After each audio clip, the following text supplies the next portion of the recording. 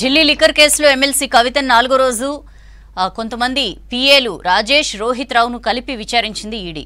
రేవంత్ సర్కార్ రైతులను పట్టించుకోవడం లేదని విమర్శించారు మాజీ మంత్రి కేటీఆర్. అకాల వర్షాలతో రైతులు ఇబ్బంది పడుతుంటే మంత్రులు ఏం చేస్తున్నారని ప్రశ్నించారు BRS MLA Jagadish Reddy.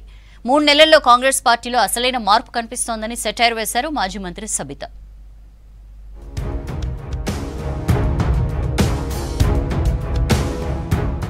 Liquor scam కేసులో బీఆర్ఎస్ ఎమ్మెల్సీ కవితపై 4వ రోజు ప్రశ్నల వర్షం కురిపించారు ఈడీ అధికారులు. 100 కోట్ల ముడుపులు, సౌత్ గ్రూప్ పాత్ర, ఢిల్లీ సీఎం కేజ్రీవాల్, మనీష్ సిసోడియాతో ఒప్పందాలు సహా నిందితులు ఇచ్చిన వాంగ్మూలాలపై అధికారులు ఆరా తీశారు. రోజులో 6 నుంచి 7 గంటల పాటు సీసీ ఫుటేజ్ పర్యవేక్షణలో కవితను పరిశీలిస్తున్నారు ఈడీ అధికారులు. కస్టడీలో ఉన్న ప్రతిరోజు వైద్య పరీక్షలు నిర్వహిస్తున్నారు డాక్టర్లు.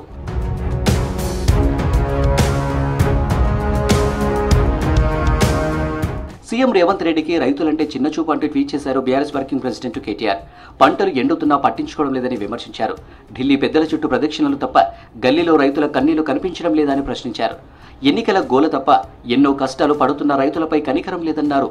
పంటలు ఎండుతున్నా సాగునీరు ఇవ్వడం లేదన్నారు. ఎద్దెడిసిన వ్యవసాయం, రైతెడిసిన రాజ్యం బాగుండదని విమర్శించారు. అన్నదాతలకు జరుగుతున్న అన్యాయంపై భారత రైతు సమితి పోరాడుతూనే ఉంటుందని ట్వీట్ చేశారు కేటీఆర్.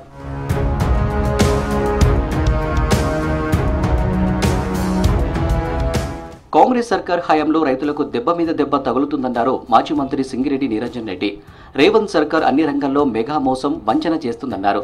రైతులకు ఎకరాకు 10,000 పంట నష్టపరిహారం ఇవ్వాలని డిమాండ్ చేశారు. ప్రాజెక్టుల గేట్లు ఎత్తామంటే రాజకీయ గేట్లు ఎత్తామంటున్నారని విమర్శించారు నిరంజన్ రెడ్డి.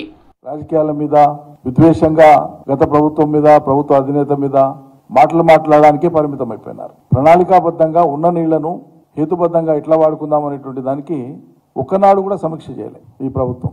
ప్రాజెక్టులు ఎత్తి, గేట్లు ఎత్తి నీళ్ళు ఏమంటే అది చేత కాదంట, కానీ రాజకీయ గేట్లు ఎత్తి పార్టీలో అందరూ రావాలని చెప్పి మాట్లాడుతున్నారు. ప్రజా సమస్యలు గాలికి వదిలి ఢిల్లీకి ముడుపులు కట్టే పనిలో సీఎం రేవంత్ రెడ్డి ఉన్నారని మండిపడ్డారు మాజీ మంత్రి బీఆర్ఎస్ ఎమ్మెల్యే జగదీష్ రెడ్డి. మరోవైపు 100 కోట్ల వసూళ్లలో మంత్రులు నిమగ్నమై ఉన్నారని ఆరోపించారు. బోర్లు, బావుల కింద చొక్క నీరు లేక లక్షల ఎకరాల పంట ఎండిపోతుందన్నారు. అయినా మంత్రులు పట్టించుకోవడం లేదన్నారు జగదీష్ రెడ్డి. గత నెల రోజులుగా రైతాంగం పంటలు ఎండిపోతున్నాయని చెప్పి మొత్తుకుంటున్నారు. అధికార పార్టీకి సంబంధించిన శాసనసభ్యులకు, మంత్రులకు ఎన్నిసార్లు విజ్ఞప్తి చేసినా పట్టింపు లేదు. రైతాంగం అనేది ఉన్నది. గత 10 సంవత్సరాలు కాస్త ఊపిరి పీల్చుకున్నది. సమైక్యాంధ్రలో నాశనం అయిపోయిన వ్యవసాయ రంగం మళ్ళీ తిరిగి గాడిన పడింది. దాన్ని నిలబెట్టుకోవాలన్న ఆలోచన లేదు. కేవలం వ్యాపారులను బెదిరించి, కాంట్రాక్టర్లను బెదిరించి, క్రషర్ మిషన్లను బెదిరించి, మిల్లర్లను బెదిరించి డబ్బుల వసూళ్లు తప్ప జిల్లాలో ఏ ప్రజల సమస్య పైన కూడా సోయి లేదు. 3 నెలల్లో మార్పు తీసుకొస్తామని చెప్పిన కాంగ్రెస్ ఏం చేస్తుందని ఫైర్ అయ్యారు మాజీ మంత్రి మహేశ్వరం ఎమ్మెల్యే సబిత. అధికారంలోకి వచ్చిన తర్వాత కాంగ్రెస్ అసలు వాస్తవం కనిపిస్తుందన్నారు. పంటలు ఎండిపోవడం, తాగునీటి సమస్యలు చూస్తూనే అసలైన మార్పు కనిపిస్తుందన్నారు. చేవెళ్ల నుంచి బీఆర్ఎస్ అభ్యర్థి కాసాని జ్ఞానేశ్వరిని గెలిపించాలన్నారు సబిత. శంషాబాద్ బీఆర్ఎస్ ఆఫీసులో జిల్లా ముఖ్య నేతలు, కార్యకర్తల సమావేశం నిర్వహించారు.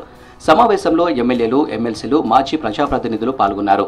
3 నెలల్లో ఎంత మార్పు తీసుకొచ్చారంటే, మార్పు తీసుకొస్తామనేది అధికారంలోకి వచ్చారు, మార్పు తీసుకొచ్చారు స్పష్టంగా. పవర్ కట్స్, అదేవిధంగా పంటలన్నీ ఎండిపోతా ఉన్నాయి, డ్రింకింగ్ వాటర్ ప్రాబ్లం వస్తా ఉంది. ఈరోజు స్పష్టమైన మార్పు ప్రజలు గమనిస్తా ఉన్నారు. ఈ మార్పు కాదు కదా మేము కోరుతున్నది. కేసీఆర్ గారి కన్నా ఇంకా బాగా చేస్తారేమో అనుకున్నామనే ఆలోచన ఇప్పుడు ప్రజలకు వచ్చింది. కాబట్టి ఈ ఎన్నికల్లో ఖచ్చితంగా, పార్లమెంట్ ఎన్నికల్లో కేసీఆర్ గారికి ఓటేసి గెలిపించాలనే నిర్ణయాన్ని ప్రజలు ఇప్పటికే ఆలోచించుకుంటా ఉన్నారు.